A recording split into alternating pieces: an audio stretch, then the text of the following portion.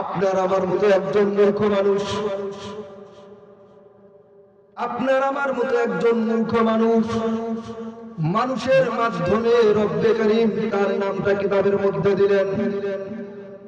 কোন মুফতি নন, মুহাদ্দিস নন, আল্লাহর গোলামের নাম কেবলমাত্র সবেমাত্র শোনা যায় আব্দুল আজিজ। জোরে বলেন তো কি নাম? আব্দুল আজিজ নাম কেবলমাত্র সবেমাত্র। এই আব্দুল আজিজ একজন মালিকের বাসায় চাকরি করেন, কৃষি কাজ করেন। বলেন তো আপনার আমার মতো তার সম্পদ কতগুলি ছিল? সেখান থেকে কিতাবের মধ্যে পাওয়া যায় তার কোনো সম্পদ ছিল না। তার সম্পদ হিসাবে কোনো কিছুই ছিলেন না। যেই মালিকের বাসায় চাকরি করেন, কৃষি কাজ করেন, ওই মালিকের দেওয়া কিছু জায়গার মধ্যে ছোট একটি ঘর বানাইলেন। ওই ঘরের মধ্যে সংসার জীবন চালাচ্ছে। সংসার জীবন যখন চলতেছে, হঠাৎ করে আব্দুল আজিজ বললেন, আজকে আমি এমন একটি জায়গায় যাব যেই জায়গার মধ্যে আল্লাহর রহমত নাকি আসে। সেই সময়ের মধ্যে তিনি ওয়াজের মাঠে গেলেন। বলেন তো কার মাঠে? ওয়াজের মাঠে গেলেন। যাওয়ার পরে সেখানে কিছুক্ষণ বসলেন। বসে থাকতে থাকতে এক পর্যায়ে তার দিলটা নরম হয়ে গেলেন। দিল যখন নরম হয়ে গেছে, রব্বে কারীম দেখতেছে আব্দুল আজিজের দিলটা কেমন সুন্দর নরম হয়ে গেল। আব্দুল আজিজ চোখের পানি ছেড়ে দিলেন। দুনিয়ার মধ্যে এতদিন আমি বাস করেছি, এতদিন পর্যন্ত মাওলাকে চিনতে পারি নাই। আজকে মনে হয় মাওলাকে চিনার একটা পদ্ধতি পেয়ে গেছি। কি বললেন? মাওলাকে চেনার পদ্ধতি পেয়ে গেছি। তো আপনাদের এলাকার মনে হয় মানুষ এখনো পদ্ধতি বোঝেন নাই। বলেন তো বুঝছে? রহমতের বাতাস কোথা থেকে আসে এটা আপনি আমি বুঝি না। সেই সময় আব্দুল আজিজ বললেন, আল্লাহ তাআলাকে ভয় করতে হবে। আল্লাহ তাআলাকে যদি ভয় করি, আল্লাহ তাআলা ভয় করার কারণে জীবনের গুনাহ নাকি মাফ করে দিয়ে দেন। এরপরে ওই সময় বক্তা বললেন, আল্লাহ তাআলার একমাত্র ইবাদত করতে হবে। ওই আল্লাহর ইবাদত যদি তোমরা করো আর ওই আল্লাহকে যদি ডাকতে থাকো, এমন পর্যায়ে যাবে আল্লাহ রাব্বুল আলামিন যদি তোমার দিকে খুশি হয়ে যান, পৃথিবীর তোমাকে কিছুই লাগবে না, শুধু একমাত্র আল্লাহর ইবাদত করো, আল্লাহ তাআলা তোমার সব কিছুর ফয়সালার জিম্মাদারি হয়ে যাবে। এই কথাটা শোনার পরে আল্লাহর গোলাম নামাজের দিকে রওনা হলেন। ইতিপূর্বে একদিন দুই দিন নয়, কম পক্ষে 10টি বছর নামাজের মধ্যে ছিলেন। 10টি বছর নামাজ আদায় করলেন। প্রত্যেক দিনের নামাজ, প্রত্যেক দিন ঠিক সময়ের মধ্যে যখন নামাজ পড়তেন, এমন সময় তার বিপদ চেপে আসতেন। আর এক উলামায়ে কেরামের শুনলেন, যদি কোন ব্যক্তি আমলে লিপ্ত থাকে, ওই ব্যক্তির দিকে সব সময়ের জন্য ওই ব্যক্তির কাছে বিপদ চেপে আসবে। যত বিপদ চেপে আসবে, রব্বে কারীম বললেন, তোমার বিপদ আসার কারণটা হচ্ছে তোমার ঈমানি পরীক্ষা আরো বেড়ে যাবে। আমার আপনার বিপদ যদি আসে, আল্লাহ কি পায় নাই খালি আমাকেই বিপদ দেয়? এত মানুষ থাকতে শুধু আমাকেই বিপদ দেয়। আল্লাহকে তুমি কি দেখো না? আমার আপনার পয়গম্বর মুহাম্মাদুর রাসূলুল্লাহ সাল্লাল্লাহু আলাইহি ওয়াসাল্লাম বলেন তো তিনি কি কম বিপদগ্রস্ত ছিলেন? প্রত্যেকটা যুদ্ধের মধ্যে বিশ্বনবী মার খেয়েছেন। প্রত্যেকটা যুদ্ধের মধ্যে নবীকে ইহুদি খ্রিস্টানরা কতল করার জন্য চিন্তা ভাবনা চালাইছেন। তাহলে বলেন তো আজকে আমরা মুসলমান রূপে জন্ম নিয়েছি, আপনাকে আমাকে তো মানুষ মারবে না, ইহুদি খ্রিস্টানরা চেপে ধরবে না, এর কোন পদ্ধতি আছে নাকি? ইহুদি খ্রিস্টানরা আমাদের প্রতি আসবে, আমাদেরকে চেপে ধরবে, আমার ঈমান কেড়ে নেওয়ার জন্য তারা নানান কিছু গ্রাস করবে, নানান কিছু ভাবে পদ্ধতি ক্রম করে আপনার আমার ঈমানটাকে দুর্বল করে দেবে। দুনিয়ার মানুষ বুঝতে এখনো সক্ষম হয়ে যাচ্ছে। দুনিয়ার মানুষ যদি একটু বিবেক দিয়ে চিন্তা করে, আপনার আমার বিবেকটা দিয়ে একটু চিন্তা করে দেখেন যে আপনার আমার হায়াত যদি শেষ হয়ে যায়, বলেন তো দুনিয়ার মধ্যে আমাদের কি রাখার চিন্তা ভাবনা কেউ করবে? কেবলমাত্র সবে মাত্র যদি একজন মানুষ মৃত্যুবরণ করে, ওই মানুষটাকে কি দুনিয়ার মধ্যে আর দ্বিতীয় কোনো 1 ঘন্টার জন্য রাখা হয়? ছেলে সন্তান সবাই দোষ দিয়ে যায়, এই মানুষটাকে জন্য কবর খনন করো। কেবলমাত্র সবে মাত্র 2 জন মানুষ কবর খনন করবে, কয়েকজন মানুষ গোসল দেবে, দুনিয়ার থেকে চিরবিদায় দেবে। সেই সময়ের আব্দুল আজিজ যখন এই কথাগুলি দিল দিয়ে শুনলেন, আব্দুল আজিজ চিন্তা করলেন আমাকেও তো যেতে হবে। আব্দুল আজিজের প্রতি যখন বিপদ চেপে আসলো, আব্দুল আজিজ কিতাবের মধ্যে নাম আসলেন, কিন্তু আব্দুল আজিজ পিছপা হন নাই। আব্দুল আজিজ কখনো দূরে সরিয়ে যান নাই। বলছেন আমার মাওলা ছাড়া আমাকে কেউ বিপদ থেকে রক্ষা করতে পারবে না। পারবে? কেউ পারবে? ক্ষমতা আছে? অতুইজ্জু মান তাশাউ ওয়া তুযিল্লু মান তাশাউ বিয়াদিকাল খায়র। ইজ্জত দেওয়ার মালিক আল্লাহ, ইজ্জত নেওয়ার মালিক হলেন আল্লাহ। বলেন তো আপনার আবার ইজ্জত যদি আল্লাহ রব্বুল আলামিন বাড়িয়ে দেন, তাহলে আপনার আবার কোনো সমস্যা আছে? কোনো সমস্যা নাই, কারণ রব্বুল আলামিন যদি আপনার আমার ইজ্জতের দিকে দেখেন, রব্বুল আলামিন যদি বলেন বান্দা তোমার ইজ্জত আমি রব্বুল আলামিন বাড়িয়ে দিলাম, দুনিয়ার কেউ তাকে যদি নিচু করতে চায়, দুনিয়ার কোন মানুষ যদি বেইজ্জতি করতে চায়, দেখবেন পর্যায়ক্রমে রব্বুল আলামিন আরো সম্মান বাড়িয়ে দেন। বলেন তো এটা আল্লাহ তাআলার কোরআনের মুজিজা নাকি?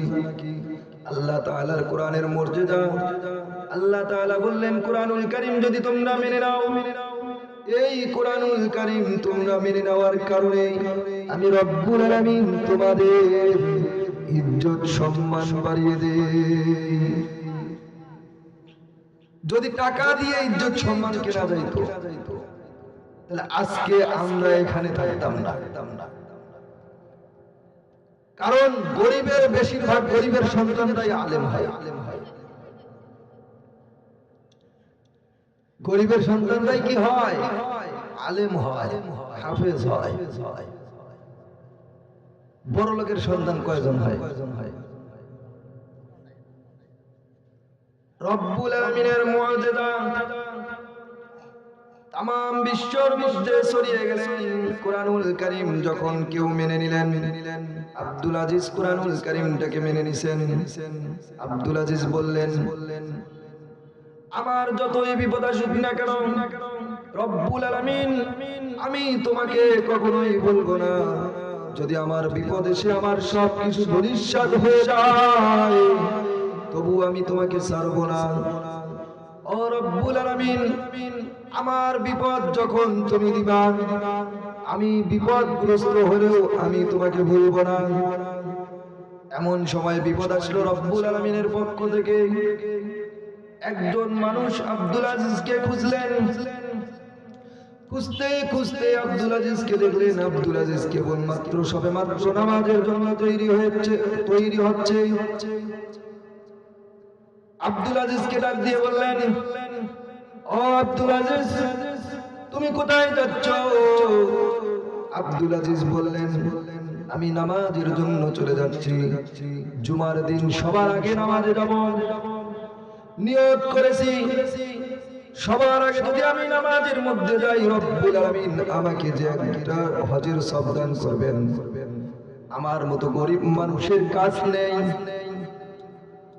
আমার মতো গরিব মানুষের টাকা পয়সা নেই ওই মক্কা মদিনায় যাইয়া হজ করার জন্য। কিন্তু উলামায়ে কেরামের মুখে শুনেছি, যদি আমি যাইয়া কুরআনুল কারীমের কথা শুনতে পারি, সবার আগে মসজিদের মধ্যে যাইতে পারি, আল্লাহ রাব্বুল আলামিন নাকি হজের সওয়াব দান করবেন। আজকে সেই সওয়াবের জন্য আমি বের হয়ে গেছি। এই সওয়াব যদি আমি পাওয়ার জন্য বের হয়ে যাই, বলেন তো আল্লাহ রাব্বুল আলামিন ইজ্জত দেন কিনা? যুবক ভাইরা আমার, ও বৃদ্ধ বাবাজিরা, খুব খেয়াল করে শুনবেন।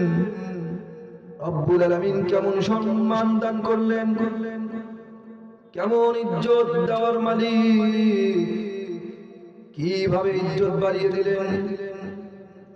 আপনার আমার আমলের পাওয়ার যদি থাকতো, আপনি আমি খুব সুন্দর করে যখন আমলের পাওয়ার নিয়ে আমরা চলতাম, তাহলে আব্দুল আজিজের মতো মূর্খ মানুষ হয়েও আমাদের নামটা কিতাবের মধ্যে থাকতো কিনা?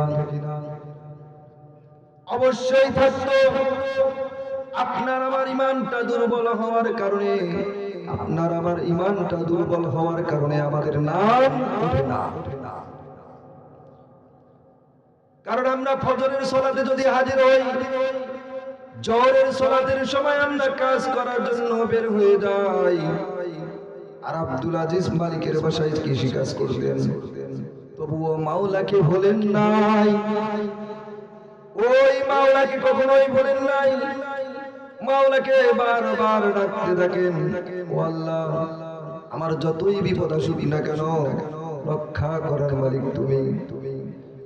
ওই যে ছেলেটা এসে আব্দুল আজিজকে খুঁজতে থাকলেন, ও আব্দুল আজিজ, তুমি কোথায় যাও? আমি নামাজে যাই। নামাজে যাও, কোনো সমস্যা নাই।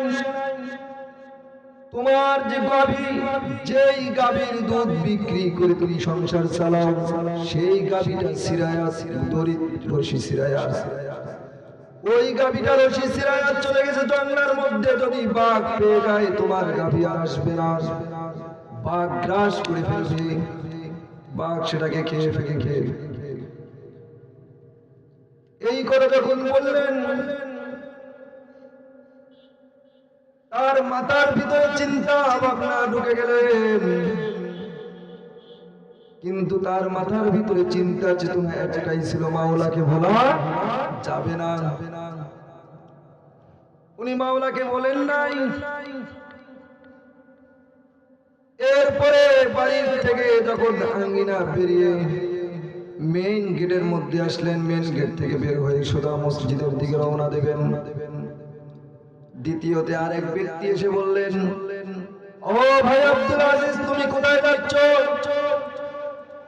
বলল, আমি কেবল মাত্র সবে মাত্র বের হয়েছি, আমি নামাজের দিকে রওনা দিচ্ছি। নামাজে যাও, তাতে কোনো তোমাকে বাধা নেই। তোমার জমিন আর আমার জমিন পাশাপাশি, আল্লাহর রহমতের বৃষ্টি নেই, কিন্তু তোমার জমিন আমার জমিন পাশাপাশি। তুমি যদি নামাজ যাও, 1 ঘন্টার জন্য মেশিন পেয়েছি। এই মেশিন থেকে যদি তুমি পানি না নাও, তোমার ফসল সব নষ্ট হয়ে যাবে। এখন তুমি নামাজ যাও, কিন্তু পানি নিয়ে তারপরে নামাজ যাও। আল্লাহ রাব্বুল আলামিনের পক্ষ থেকে একটাই তাকওয়া ছিল তার ভিতরে, আমি রব্বুল আলামিনকে ভুলবো না। আমার চতুর্দিক থেকে যখন আমাকে বিপদ চেপে আসতেছে, ও রব্বুল আলামিন, আমি তোমাকে ভুলবো না, আমি কথা দিয়েছি। আল্লাহর গোলাম, সকালবেলার আটা ভাঙানোর জন্য ওই যে মেশিনের কাছে রেখে আসছে বস্তা। বিবি কয় তুমি নামাজে যাও, তাতে কোনো সমস্যা নাই, ঘরের মধ্যে কিছু নেই, আটা যদি না নিয়ে আসো জোহরের নামাজের পরে তোমার খানার হবে না। এই তিনটা বিপদ রেখে বলেন তো ওই বান্দা বিপদের দিকে দৌড় দিছেন আল্লাহর দিকে দিছেন? আল্লাহ রাব্বুল আলামিনের দিকে দৌড় দিলেন। মসজিদের মধ্যে যাইয়া নামাজের মধ্যে দাঁড়িয়ে চোখের পানি ছেড়ে দিলেন, রুকু করলেন, সিজদার মধ্যে যাইয়া হাউমাউ করে কান্না শুরু করলেন, ও রব্বুল আলামিন, আমি তিনটি বিপদ রেখে তোমাকে ভুলি নাই মাওলা, তুমিও আমাকে ভুলিও না। আমার যত সমস্যা আছে সব সমাধান করিয়া দিও। কাকে বলছেন? কাকে? আর আমরা হলে আমাদের পরিস্থিতি এমন হলে আমরা কি করতাম? নামাজ পড়ে আগে সমস্যা সমাধান। আমাদের ঈমান। আল্লাহ রাব্বুল আলামিনের পক্ষ থেকে ফয়সালা হয়ে গেলেন। জুমার নামাজ শেষ করে আব্দুল আজিজ যখন বাড়ির দিকে রওনা দিলেন, দেখলেন যেই বিবি আটার জন্য বসে আছেন সেই বিবি রুটি বানায়া স্বামীর জন্য অপেক্ষা করতেছেন। সুবহানাল্লাহ। এরপরে দেখলেন যেই গাভীটা নেওয়ার জন্য আমাকে মানুষ বলেছিল তোমার গাভীটা দড়ি ছিঁড়ায়া রশি ছিঁড়ায়া চলে গেছে, ওই গাভীটা যদি না আনো, ওই গাভী যদি বাঘ পেয়ে যায়, বলেন তো যদি বাঘ এখন সময় বর্তমান সময়ে বাঘ যদি কারো গাভী রাখবে? রাখবে? মানুষ যদি পায় রাখবে? মানুষ পাইলেও বাঘ রাখবে না, কারণ ওর নেশা হচ্ছে গোশত খাওয়া। হোক সেটা গাভী, হোক মানুষ, হোক পশু, হোক পাখি, যেটাই হোক সে পাইলেই গ্রাস করে ফেলবে। ওর তাগিদ একটাই, সেটা হচ্ছে কি? আমার পেট ভরাতে হবে। বাঘের তাগিদ একটাই, আমার কি করতে হবে? পেট ভরাতে হবে। যেই গাভীটার জন্য টেনশন করেছিলেন আব্দুল আজিজ, কিছুক্ষণ পর খবর আসলো ওই গাভীটা ওখান থেকে বাঘ তাড়া করছেন। গাভীটা ওখান থেকে দৌড় দিয়ে ঠিক আব্দুল আজিজের বাসার সামনে এসে দাঁড় হয়ে গেছেন। বলেন তো বিপদ থেকে রক্ষা করেছেন কোন মালিক? এ ভাই, বিপদ থেকে রক্ষা করেছেন কোন মালিক?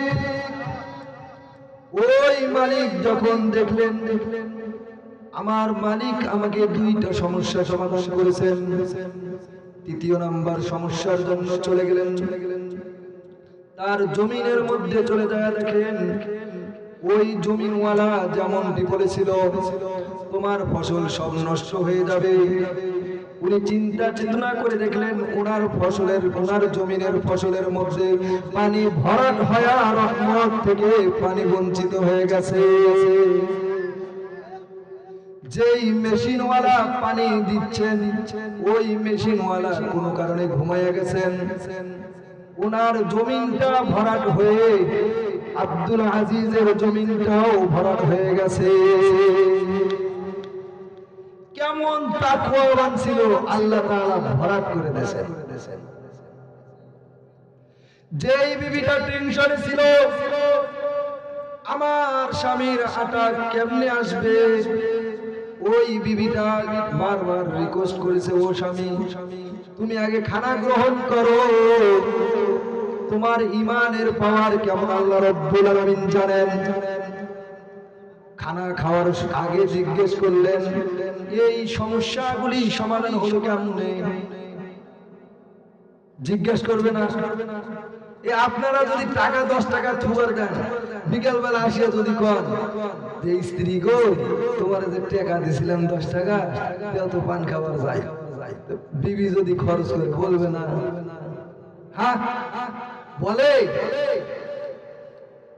আব্দুল আজিজ জিজ্ঞেস করলেন কেমন দয়ার আল্লাহ, কিভাবে সমস্যা সমাধান হলো, তুমি কেমনে রুটি বানাইলাম?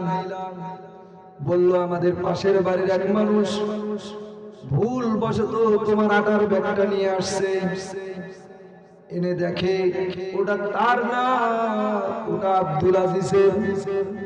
তাহলে এই ব্যাগ নিয়ে আমি আবার যাব, আবার ফেরত আসবো না, এই ব্যাগটা আমানত রক্ষার্থে আব্দুল আজিজের ব্যাগ আব্দুল আজিজের বাসার মধ্যে পৌঁছে দিয়ে গেলেন।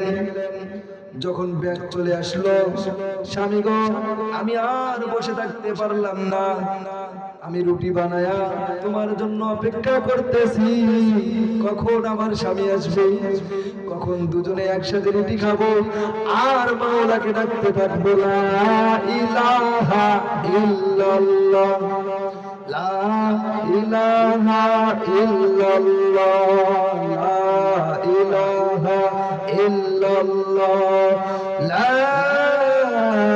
ইলাহা ইল্লাল্লাহ মুহাম্মাদুর রাসূলুল্লাহ। আল্লাহ রাব্বুল আলামিনের পাওয়ার, আল্লাহ রাব্বুল আলামিনের পাওয়ার।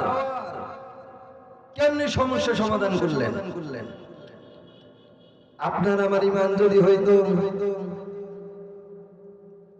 আগে নামাজ বাদ, কাজ আগে। আমরা আল্লাহকে বিশ্বাস করি কম, এই জন্য আল্লাহ তাআলা বললেন আল্লাহু তাআলা উদউনি আস্তাজিব লাকুম।